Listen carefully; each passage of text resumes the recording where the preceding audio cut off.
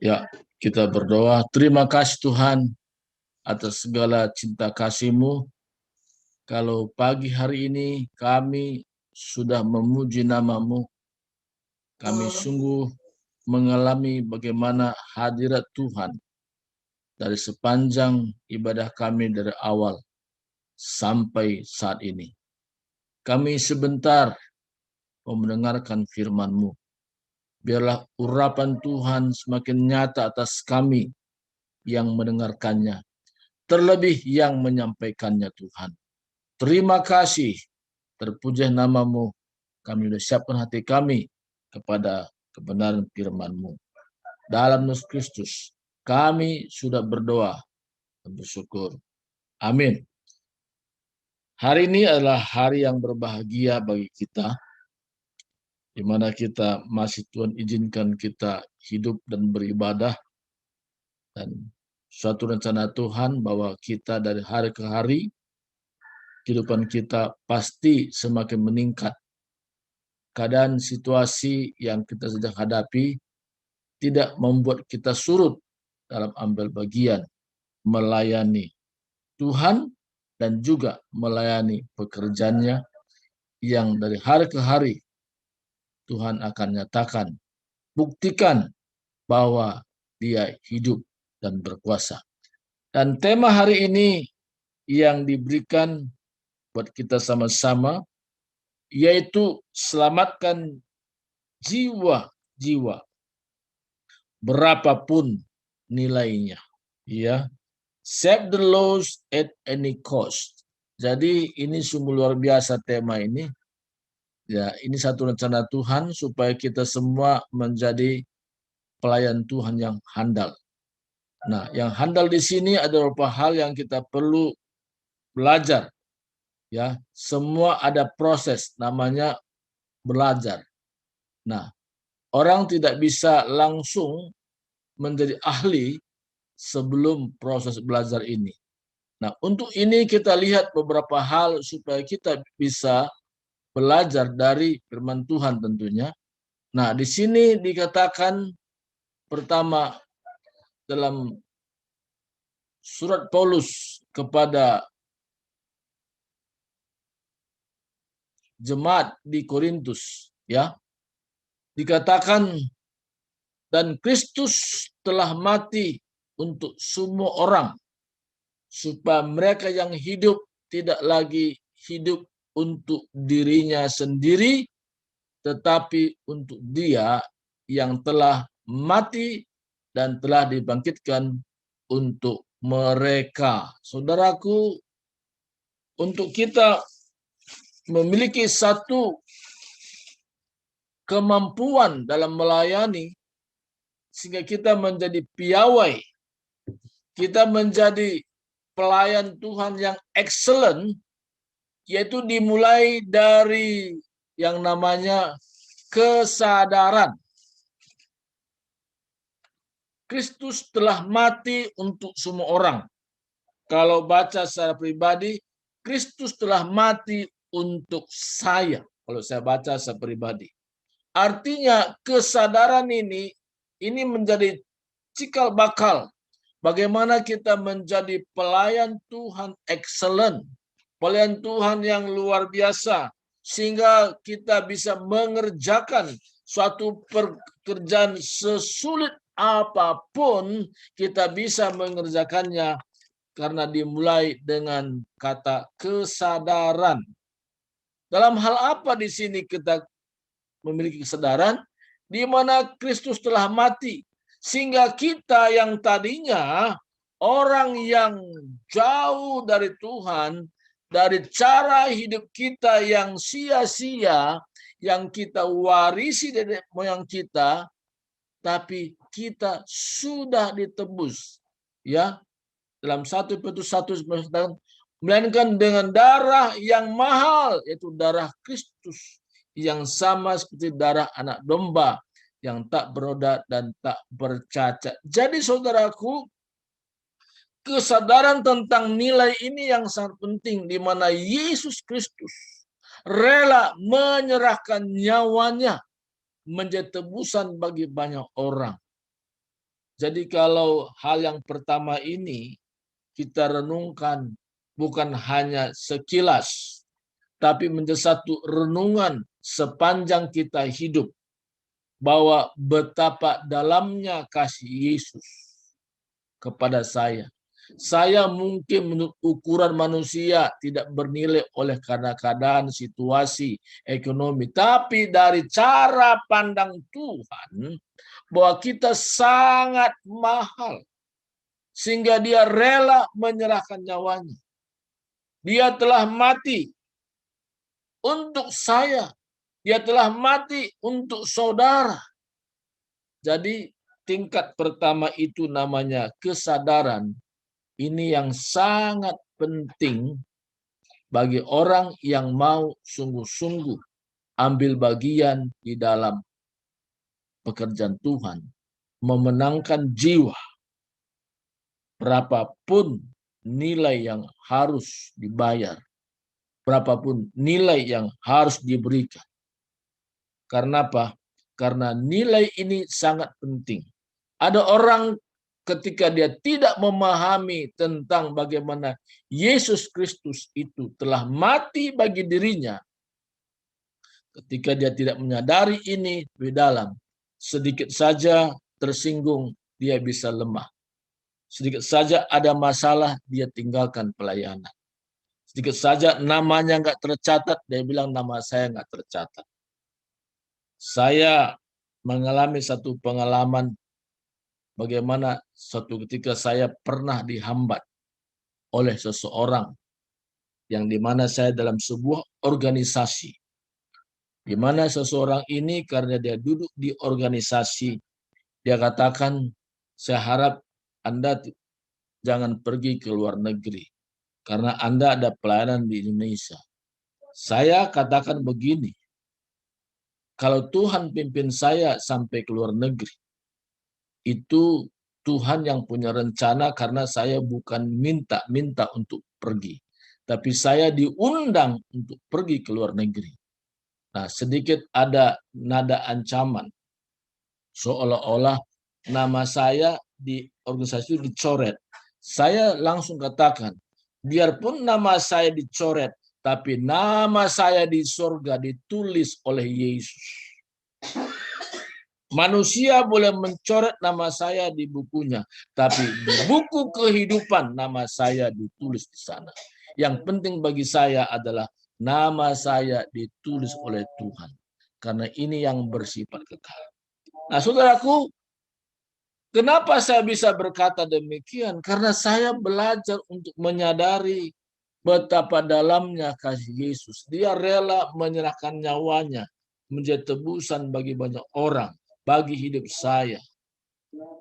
Jadi kekuatan saya dalam melayani ketika saya renungkan tentang Yesus yang rela mati buat saya. Dia siap mati buat saya. Walaupun tadinya saya orang yang tidak memuliakan Tuhan dari cara hidup saya, tapi Tuhan tetap mengasihi saya. Kasih Yesus tidak pernah surut karena dari tingkah laku saya kurang mengikuti firman Tuhan. Dalam kondisi inilah membuat saya dari hari ke hari merenungkan kasih Tuhan ini. Ini satu kekuatan yang luar biasa saya alami sendiri. Karena saya menyadari bahwa Yesus itu tidak menunggu saya bertobat dulu baru dia mau menyerahkan nyawanya. Sekalipun saya belum bertobat, sekalipun saya masih hidup dalam hidup yang lama pada saat itu, tapi Yesus, dia tetap mengerjakan bagian yang dia kerjakan, yaitu menyerahkan nyawanya. Dan Yesus katakan, anak manusia datang bukan untuk dilayani, tapi untuk melayani dan memberikan nyawanya menjadi tebusan bagi banyak orang. Saudaraku, tingkat ini menjadi penentu bagaimana kita menjadi pelayan Tuhan yang excellent. Ya. Dari hari ke hari kita akan bisa tetap kuat dan mampu. Karena apa? Kekuatan yang kita andalkan bukan dari diri kita. Tapi ketika kita merenungkan tentang Yesus yang luar biasa, dia rela menyerahkan nyawanya. Itu menyatu dengan roh kita. Karena kekuatan kita bukan secara fisik, tapi secara rohani. Karena perenungan tentang kasih Tuhan yang dalam. Itu yang dasar kita mampu tetap kuat, mampu tetap mau menerobos sekalipun ada rintangan, ada halangan, tapi kita tetap maju, tidak ada kata mundur. Nah ini ya saudaraku. Kenapa bisa begitu? Karena kita menyadari hidup yang kita sekarang hidup ini adalah sebuah kesempatan. Waktu-waktu kita hidup, waktu-waktu kesempatan ambil bagian di dalam pekerjaan Tuhan. Nah ini. Dan yang kedua saudaraku, yaitu keputusan. Supaya semua yang hidup tidak lagi hidup untuk dirinya sendiri. Supaya saya yang hidup tidak lagi hidup untuk diri saya sendiri. Dan ini harus punya sikap. Mulai hari ini, saya mengambil keputusan terlibat dalam pekerjaan Tuhan. Walaupun itu ada nilai-nilai yang harus saya juga berikan. Kita punya keputusan menentukan. Kita menjadi pelayan Tuhan yang excellent. Sehingga kita berkata, save the lost at any cost.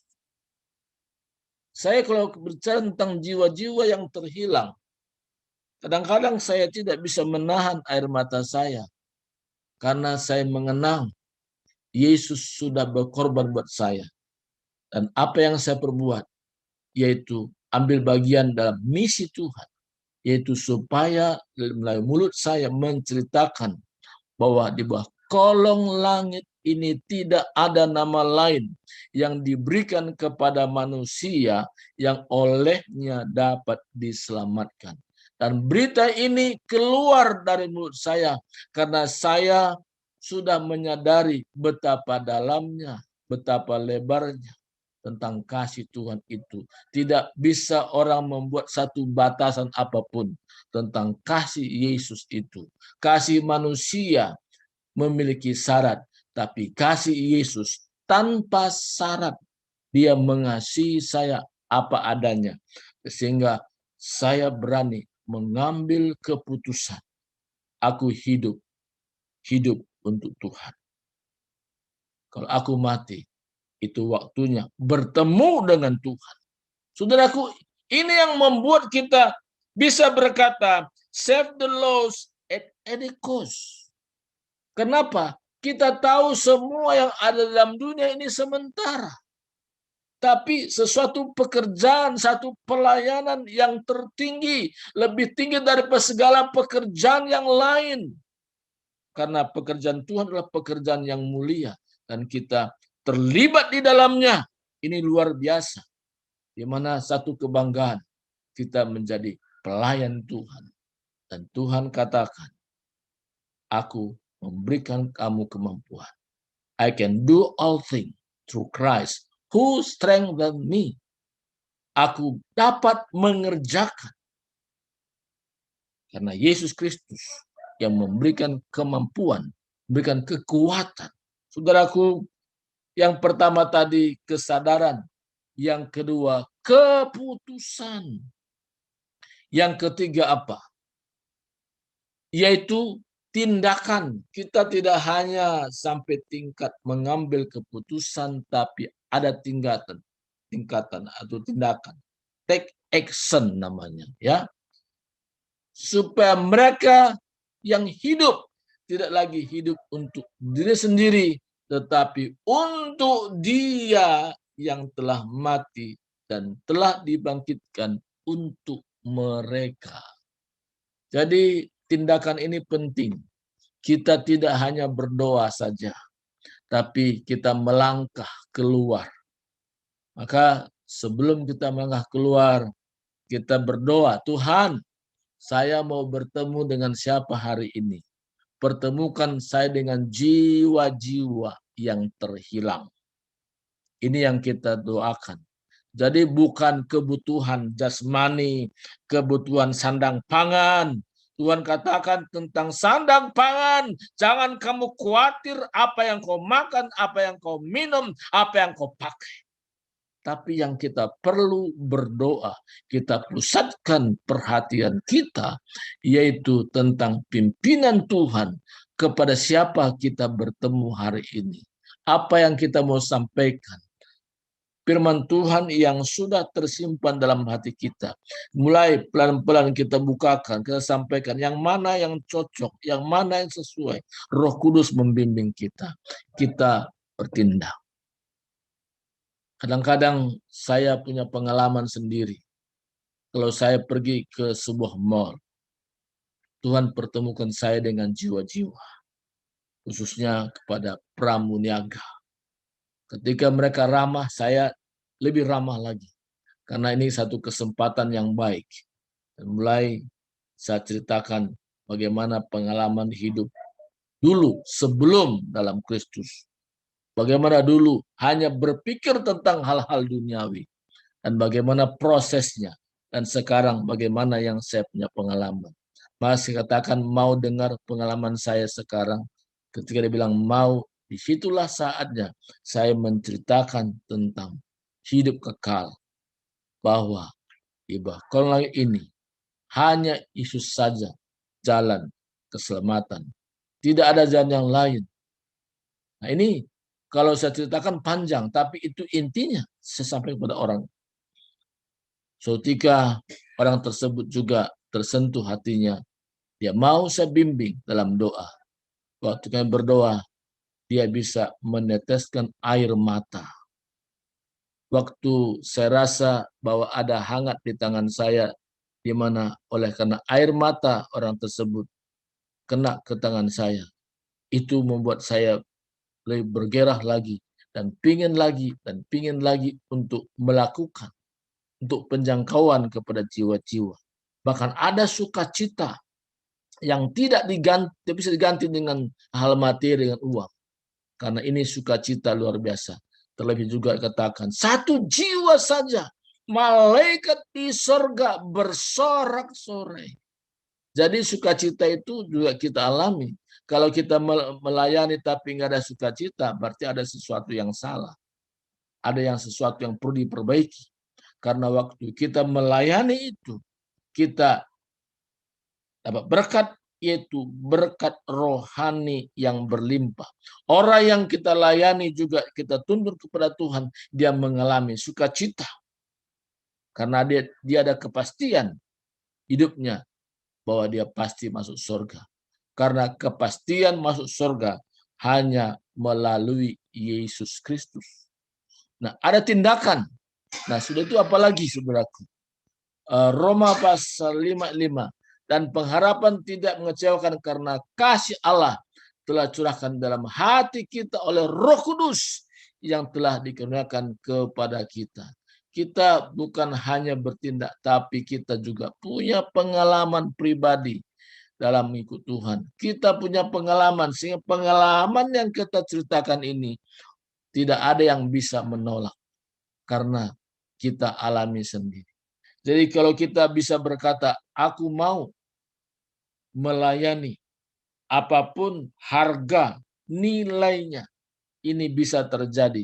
Pertama tadi, kalau kita sudah menyadari bahwa kita sangat berharga, Yesus mau menyerahkan nyawanya menjadi tebusan bagi hidup setiap manusia secara individu.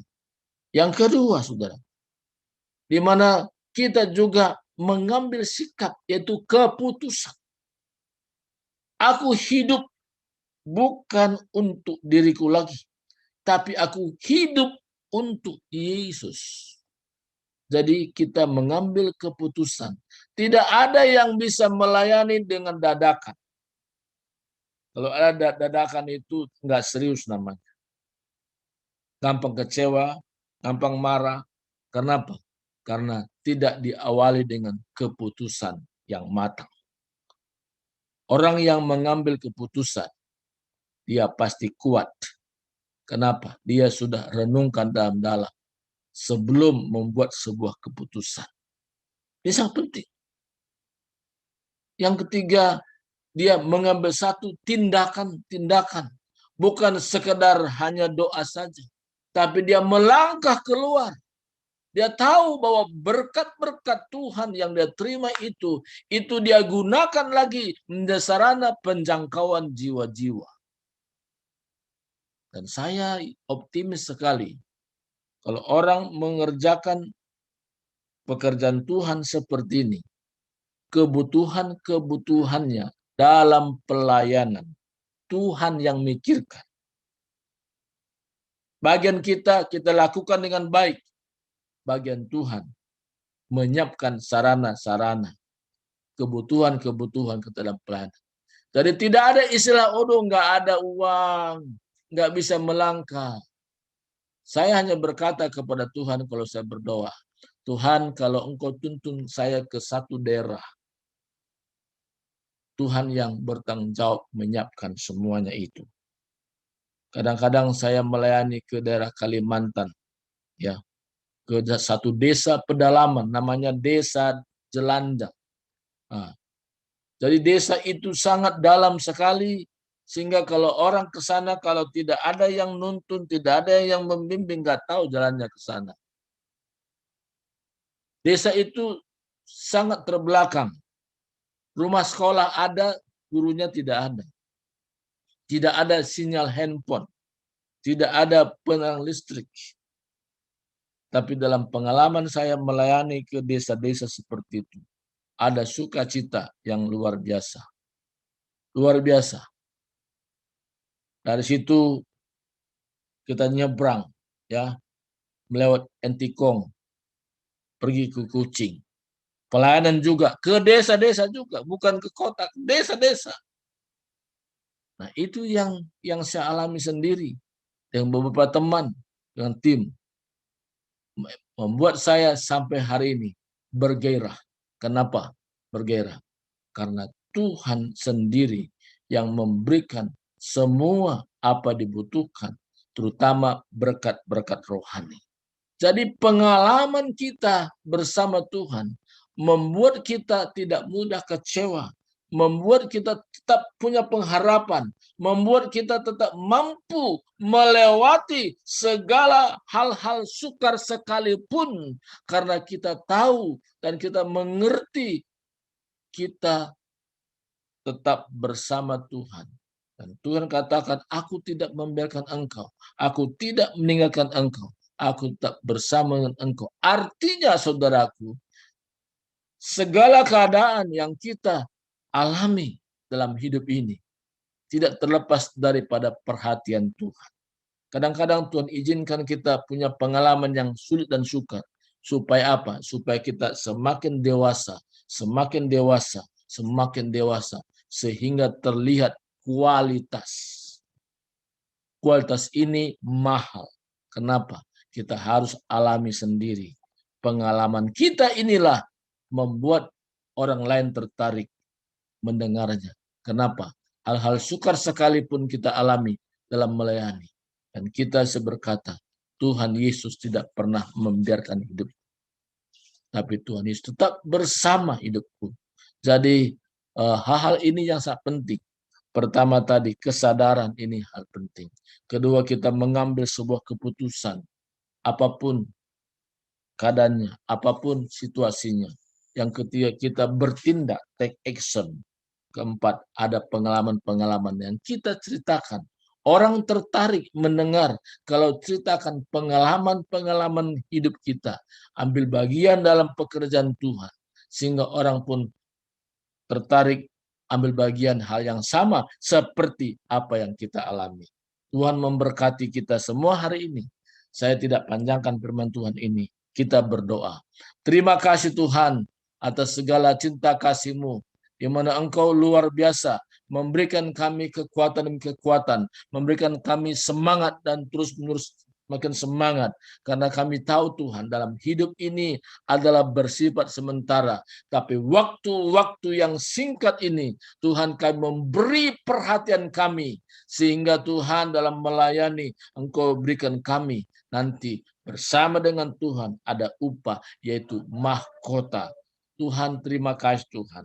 Kami rindu Tuhan semua yang mendengarkannya hari ini menjadi pelayan Tuhan yang handal dan tidak mudah patah arang, tapi tetap maju dan maju sampai saatnya di mana Tuhan melihat bagaimana kami setia sampai akhir hidup kami. Terpuji namamu Tuhan, inilah doa syukur kami. Kekuatan-kekuatan Tuhan melimpah atas kami dari hari ini. Di dalam Yesus Kristus kami sudah berdoa dan bersyukur. Haleluya, haleluya. Amin. Serahkan kembali kepada yang meneruskan acara.